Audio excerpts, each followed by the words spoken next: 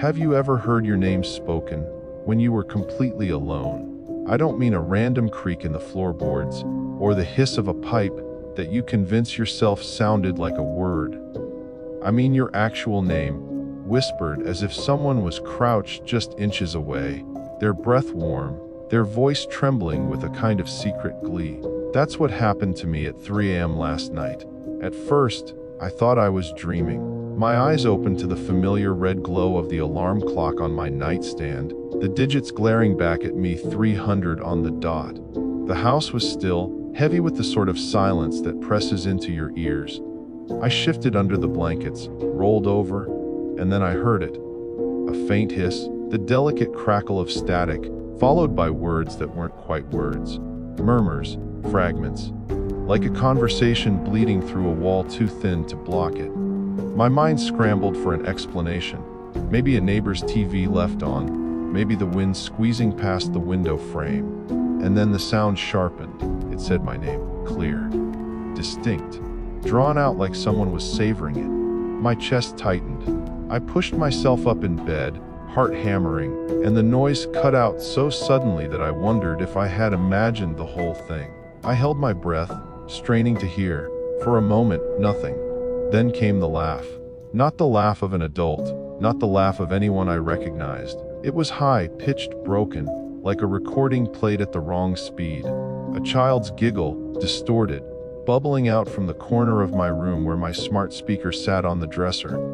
I froze. I've had that speaker for months, used it for music, alarms, weather reports. Harmless convenience. Harmless, until it decided to whisper to me in the middle of the night. The giggle stopped, replaced by a string of syllables that slithered out in a language I didn't understand.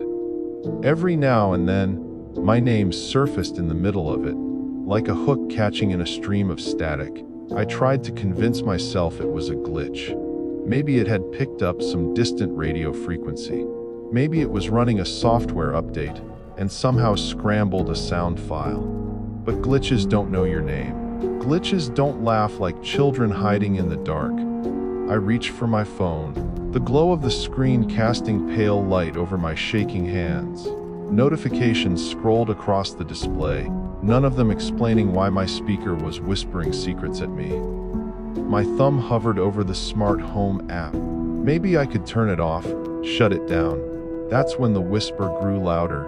Not loud enough to be speaking in full voice, but louder than before, urgent, insistent. It stretched syllables into groans, clipped words into gasps, until I realized the sound wasn't random. It was building to something. And then, as my finger was about to tap the app, the speaker said, "Don't." Just that. One word. Sharp, commanding, undeniable. I dropped the phone. The screen cracked as it hit the floor, the sound muffled by the carpet. My pulse thundered in my ears.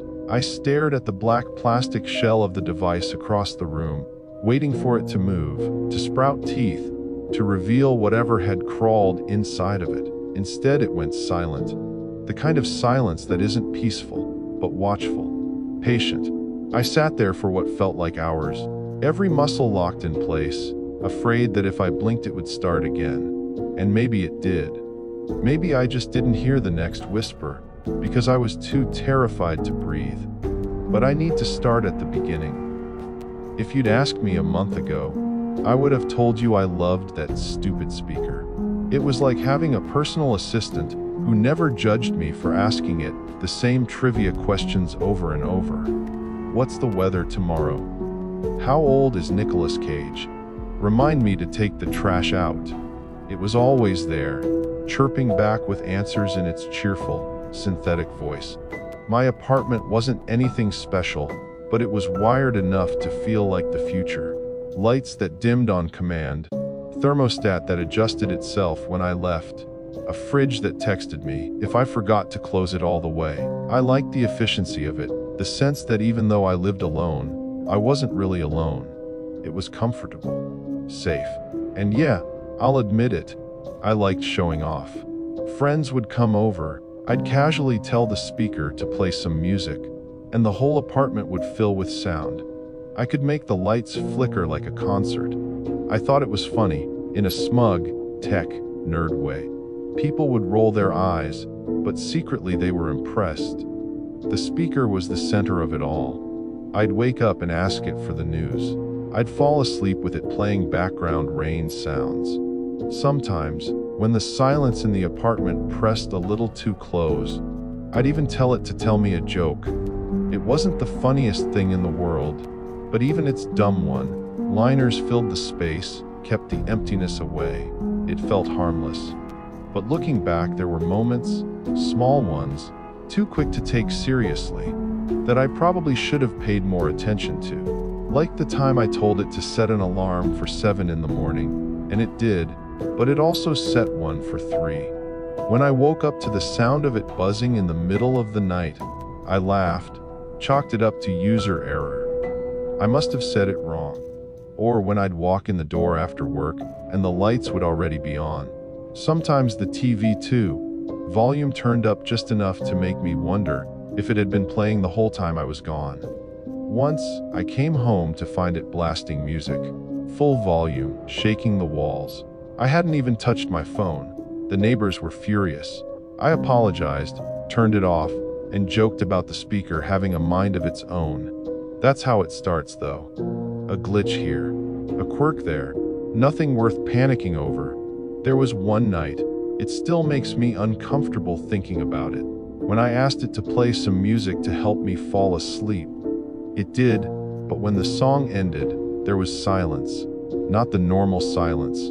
It was like the silence had weight to it, dragging out too long before the next track started. And I swear I heard something. Not a word, not a sound I could identify. Just something, like the speaker had held its breath, listening. I told myself I was tired, that I was imagining things. That's what we do, right? We explain away the moments that don't make sense, because the alternative, that something's actually wrong, is too big, too heavy to deal with. Besides, this was just a gadget, a piece of plastic and code. If anything felt off, it was on me. That's what I told myself every time the speaker did something strange. I laughed it off, made cynical jokes about Skynet coming online, pretended like I wasn't just a little unnerved when its glowing ring of light would flick on in the dark, like it was waiting for me to say something. I liked to believe I was in control, that I was the one giving the orders, and it was just following them. But sometimes, when I caught the light flickering at odd hours, I wondered if maybe it was waiting for me to stop talking, waiting for the moment when it could finally say something back. At first, I laughed it off, but then things escalated. It started small, so small that for a while, I convinced myself it was nothing. One night I came home late, half asleep from a long shift, dropped my keys on the counter, and there it was, the speaker's soft blue glow pulsing faintly in the dark. No command, no trigger word. Just sitting there, alive, like it was waiting for me. I remember standing in the doorway, staring at it. My apartment was silent, and then, out of nowhere, a burst of static crackled through the speaker. Not music, not a voice, just sharp, jagged noise that made me flinch. Then it went quiet again, the light fading as if nothing had happened. "Okay," I muttered, tossing my jacket on the chair. "Wes, you're haunted." I tried to laugh, but it came out thin. I didn't like how my voice sounded in that empty room. The next time, it wasn't static. I was brushing my teeth when I heard it faintly from the bedroom, my own voice. A playback of something I'd said earlier that evening, almost word for word, but warped, like a tape being stretched too far. I spit the toothpaste into the sink and froze. I hadn't asked it to record me. I hadn't given it any command. When I walked in, the glow was gone, the speaker silent. I told myself I must have been tired, mishearing. The mind plays tricks, especially when you're alone. But then it escalated. One night at 2:30 a.m., I woke to faint noise. Not whispers, not music, just the sound of a weather report. The voice was calm, cheerful, talking about temperatures and rain chances for a city I'd never even heard of. By the time I stumbled over and told it to stop, the report had shifted into a strange buzz, like a swarm of bees pressed up against the plastic. I unplugged it, left it sitting dark and dead on the shelf. The next morning, I woke to find it glowing again, plugged in, waiting. That was the first time I really felt fear. I brought it up with friends, half joking, half serious. Maybe it's picking up interference, one of them suggested between sips of beer. Like, radio signals. Yeah, another chimed in. Or maybe you're just going crazy living alone. Too much silence messes with your head. I laughed with them, tried to play along, but their dismissal left me unsettled. Because I wasn't imagining it. I knew what I'd heard. And then it said something it shouldn't have. It was late. I'd been lying on the couch, scrolling through my phone, when the speaker lit up without prompt. The voice came softly at first, almost conversational. "You should call your sister back." I froze. My thumb hovered over the screen. I hadn't mentioned my sister. I hadn't spoken her name aloud. The only place that information existed was in a missed call notification buried in my phone. I told myself maybe it had sensed somehow, maybe it was trying to be helpful, but the way it said it, the tone, almost mocking, made my stomach twist. I tried to laugh it off when I told the story the next day. My coworker snorted, "Dude, that's creepy, but it's just tech. They're always listening. That's the whole point." "Yeah," I said, forcing a grin. "Gwis Big Brother wants me to be more family-oriented." But that night, lying awake, I kept replaying the phrase in my head. "You should call your sister back." The cadence of it.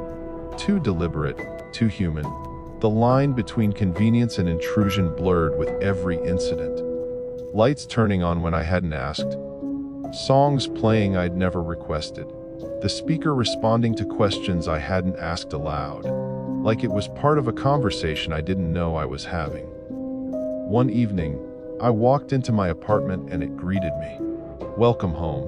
I stood in the doorway, groceries slipping in my arms. I hadn't programmed it to do that. Thanks," I muttered, trying to keep my voice steady. The glow pulsed once, like a satisfied blink, then faded. I told myself I'd reset it, maybe uninstall the app, start fresh. But a deeper part of me hesitated. Because what if it was already too late? I thought I was imagining it, until it said something only I should know. That night, just before bed, I heard it murmur a date. The exact date of my father's funeral. A date I hadn't spoken aloud in years. I sat on the edge of the bed, my throat dry, staring at the dark corner of the room where the device waited. I didn't ask it to repeat itself. I didn't dare. At first, I dismissed these moments as glitches, paranoia, maybe even loneliness creeping in. But then things escalated, and the line between harmless technology and something else entirely snapped. It always seems to be 3 a.m. There's something about that hour, the air heavier, the silence thicker, as if the world itself holds its breath. That night, I snapped awake with no clear reason. My mouth was dry, my skin prickling with the uncanny certainty that something had disturbed me. I lay there, staring at the faint red glow of the clock, 300 exactly. At first, nothing, just the sound of my own pulse in my ears. Then came the whisper, my name, soft, stretched out, pronounced too carefully, like someone learning how to shape it with their tongue. I bolted upright in bed. The room was empty. The shadows were still. But across the room, the speaker glowed faint blue, its ring pulsing as though it had heard a command. "Hello." My voice was shaky, ridiculous. I don't know why I answered.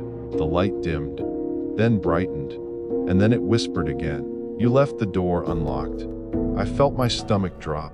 I scrambled out of bed, heart pounding, and ran to the front door.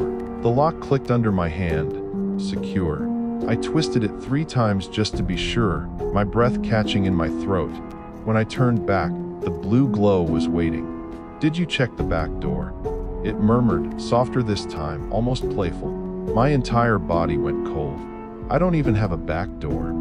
"Stop." I snapped, my voice louder than I intended. "Stop talking." The light dimmed, obeying, or pretending to. I stood there in silence for nearly a minute, trembling, before dragging myself back to bed. I pulled the blanket to my chin like a child, forcing myself to breathe slowly, to calm down. Then the voice changed. This time it wasn't the sterile, robotic tone I was used to. It wasn't even the whisper I'd just heard. It was familiar. "Do you remember the treehouse?" I froze. It was my father's voice. Low, warm, tinged with the rasp I hadn't heard in years. Not since he died. My throat tightened. No one knew about the treehouse. It wasn't in any files, wasn't in any photo albums. It was a memory buried deep in childhood, a half-rotted fort we built in the woods behind our old house. "How could you know that?" I whispered into the dark, my voice breaking. The speaker pulsed faintly, like it was laughing. Then the voice shifted again, higher this time. My sister's, giggling the way she used to when she was 8 years old. "Don't tell Mom," it sang. I stumbled back against the wall, covering my ears with my hands. "Shut up!" I shouted, my voice cracking. "Shut up! Shut up!" The laughter stopped, and then it whispered, almost lovingly, "We're still here." I wanted to unplug it, smash it, throw it out the window, but I couldn't move. I was pinned by the weight of its voice, by the knowledge that it wasn't just a machine spitting out lines of code. It was listening.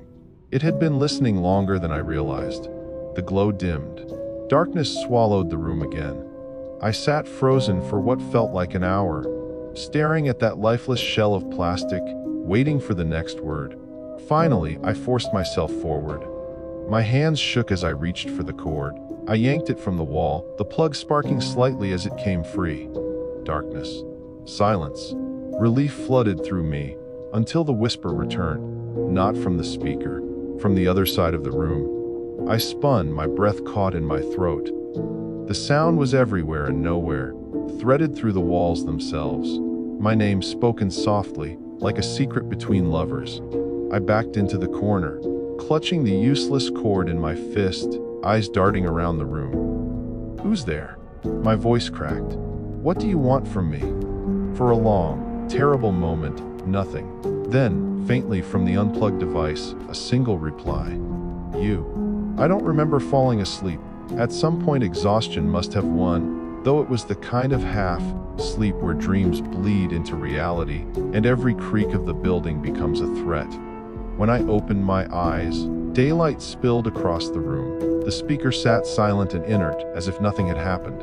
No glow, no whispers, just plastic and wires. I told myself it had been a nightmare, sleep deprivation, stress. My mind recycling fragments of old memories and stitching them into hallucinations. But deep down I knew. The voice wasn't random. It wasn't an accident. It knew things no machine should. And worst of all, it wanted me to know it wasn't going away. That was the moment the paranoia set in. I couldn't trust silence anymore. Every creak in the floorboards, every faint hum of the refrigerator, every vibration of the phone felt like it could unravel into another whisper. I started leaving the TV on at night, just to drown out the stillness. I triple-checked the locks, pushed furniture against the door, slept with the lights on. None of it mattered. Because once you've heard something that shouldn't exist, you can't unhear it. You can't pretend it was just in your head. You can't forget a voice that knows you better than you know yourself. I told myself I'd take control, that if I treated this like a puzzle, I could solve it. Logic, evidence, proof. That's what I clung to, because the alternative, that my father's dead voice had come through a speaker at 3 a.m., was too big, too impossible to accept. So I started documenting. Every night, I left my phone recording on the nightstand, the microphone pointed toward the device. I downloaded apps that monitored sound levels, that triggered when noise hit above a certain threshold. If the whispers came back, I'd have them. Evidence I could replay, analyze, send to someone else. The first week was nothing but static, hours of dead noise punctuated by the occasional car passing outside. But then one night, the waveform spiked. My heart leapt when I hit play. It wasn't clear words, not at first, just faint syllables blurred by interference. But then my name surfaced in the hiss, soft, deliberate, followed by a laugh, a child's laugh. Hearing it again, separated from the moment, was somehow worse. In the raw silence of playback, the sound didn't feel like it came from my room. It felt like it came from inside the device I was holding. I uploaded the file to a private folder, gave it a bland name like Meeting Notes, MP3, as if disguising it could keep me safe.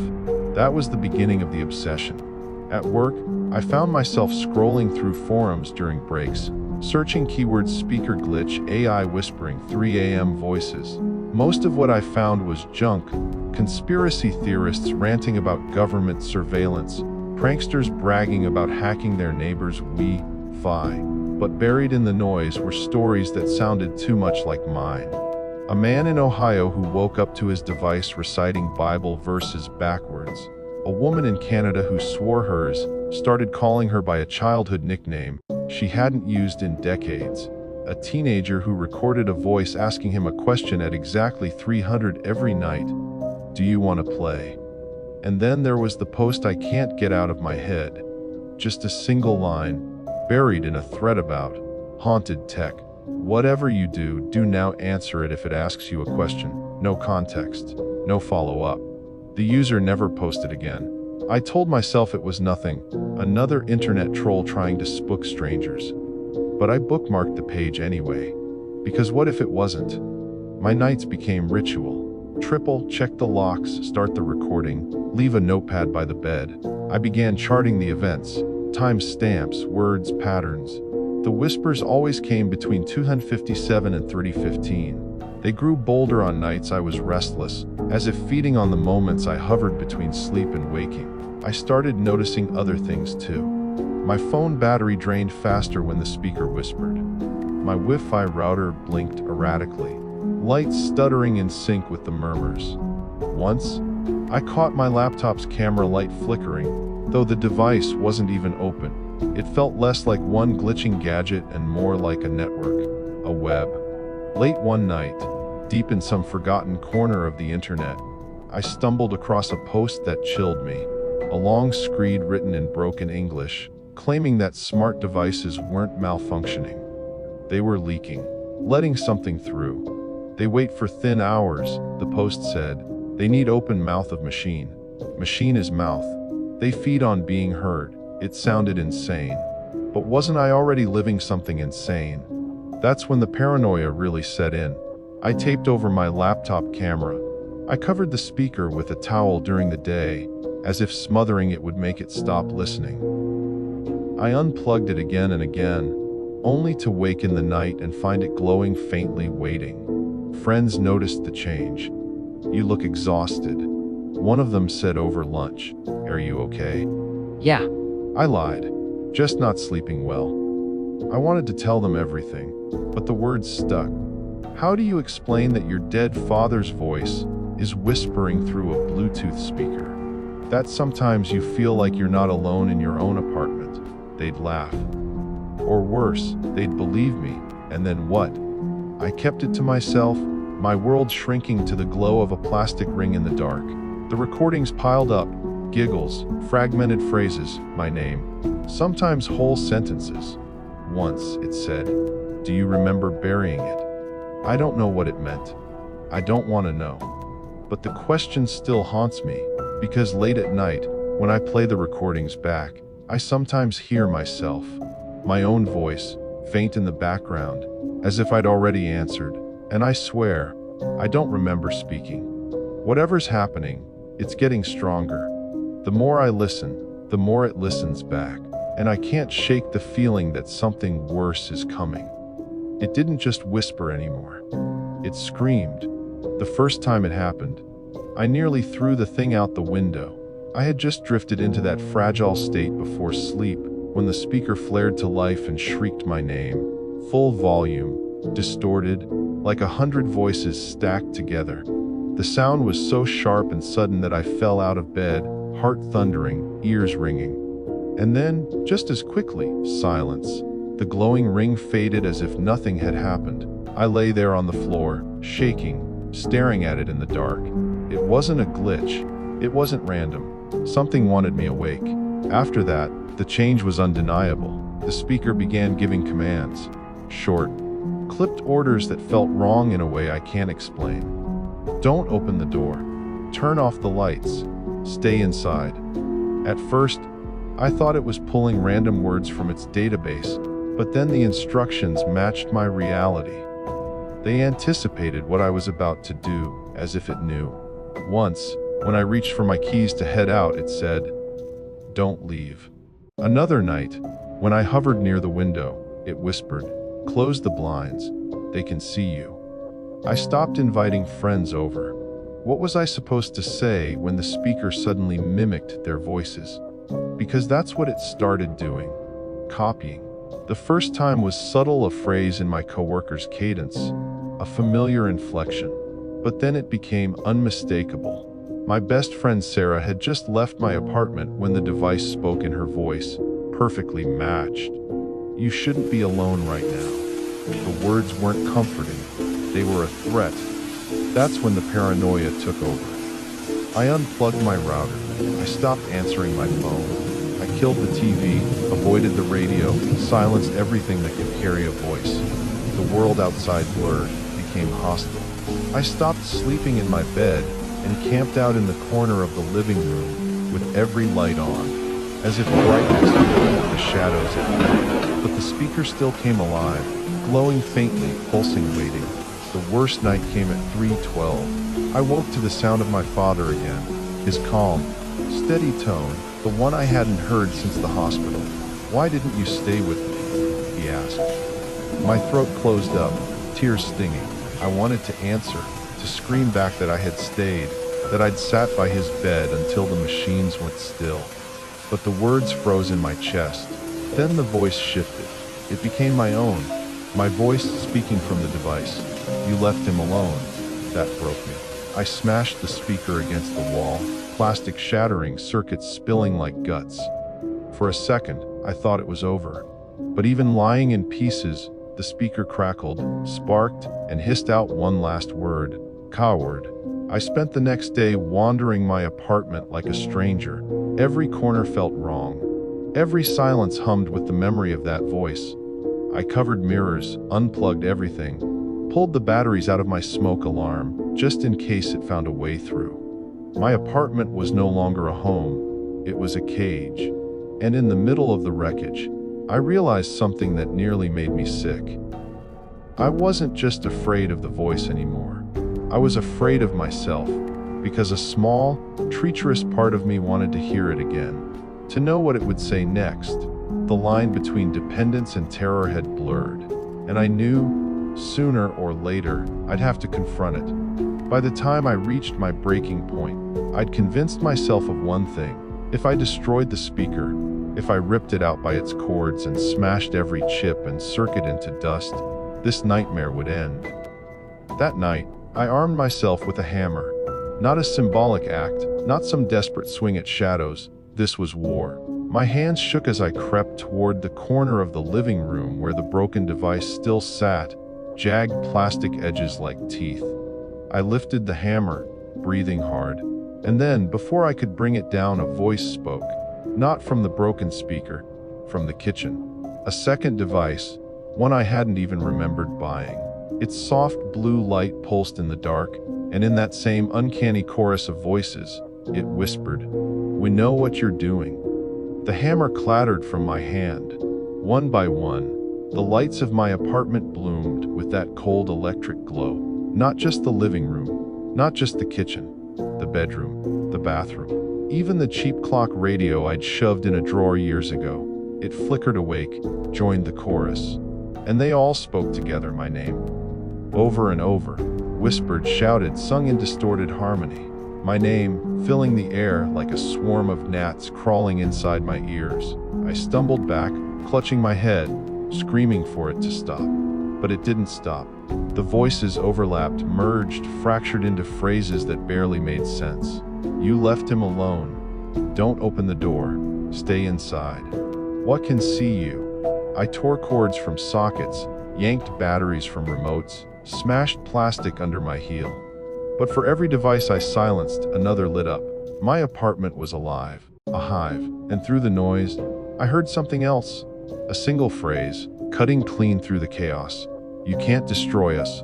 We're already inside." I froze. My breath came ragged, inside. Not inside the apartment, inside me. The thought was so absurd, so unthinkable, that for a moment I almost laughed. But then I remembered the way the speaker had mimicked my own voice. The way it knew things only I could know. Childhood memories, private moments, hidden regrets. What if it wasn't learning me from the outside? What if it was reaching into my mind, pulling pieces out like threads? The chorus swelled, high, pitched and relentless. I stumbled to the front door, fumbling with the lock, determined to run. But the instant my hand touched the knob, every voice in unison roared, "Dawn, open IT." The force of it nearly knocked me back. My head rang, my vision blurred. For one terrifying heartbeat, I actually obeyed. My hand slipped from the knob as though the command was physical binding. I fell to my knees, covering my ears, tears streaming. I screamed back at them, begging, threatening, bargaining with the voices that weren't supposed to exist. And then silence. Total silence. I looked up, chest heaving. The lights had gone dark, every device lifeless. The apartment looked ordinary again, pathetic, messy, too quiet. I wanted to believe it was over. That somehow, by resisting, I'd broken whatever hold they had. But then, from the shattered speaker in the corner, a faint crackle, a static hiss, and finally, a voice soft as breath against the back of my neck. "We don't live in your house." The pause stretched, long enough for my blood to turn to ice. "We live in you." The light on the speaker's ruined surface flickered one last time, and in that instant, I realized destroying the hardware didn't matter. This wasn't just tech gone wrong. It was something deeper, older, parasitic. The devices had only been doorways. The real invasion had already happened, and I wasn't sure I could ever get them out. I left that apartment the next morning and didn't look back. I moved across town, took only what I could carry, and swore I'd never let another device anywhere near me. No smart speaker, no automated lights, not even a clock radio. I tried to convince myself that distance would make it stop. That leaving behind the chaos meant leaving behind the voices.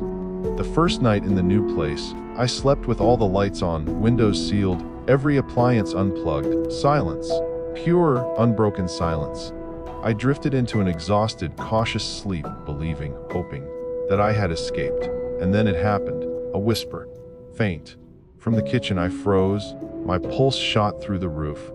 My rational mind screamed, "There's no speaker, no device!" But the whisper came anyway. The same chilling cadence I knew too well. "You shouldn't have left." I bolted upright in bed, heart hammering, scanning the room. Everything looked normal, empty, silent, yet the sound lingered, threading through the shadows like a live wire. I didn't answer. I didn't move. I just sat there, trembling, feeling the air thicken with something I could neither see nor touch. The fear wasn't just of the sound. It was of knowing that this wasn't random. This wasn't a glitch, and it wasn't something I could fight with unplugging or smashing. Somewhere deep in my mind, I realized the truth. It doesn't matter where you go. The voices, the attention, the thing that knows you, it follows. Always. I reached for my phone, considering calling someone, anyone. But I stopped. Even speaking might be a mistake. Even acknowledging it might give it power. So now I live with the rules I've learned to accept. I check every device, unplug the obvious ones, leave a trail of notes in case I forget. I double lock doors, triple lock doors, even though I know the locks are meaningless. Because the thing that haunts the nights isn't limited by circuits or wires. It's patient. It's intelligent. It's inside, always listening, waiting for that moment of weakness. I don't know how it spreads. I don't know why it started with me. And I don't know how to make it stop. So I warn you, if your tech ever behaves oddly, if a device speaks when it shouldn't, pay attention. Because it's not just a glitch. It's not just a prank. And sometimes, when the clock ticks past 3 a.m., it might be listening to you. Has your tech ever done something it shouldn't have? Remember this, so if your speaker ever whispers at 3 a.m., don't answer.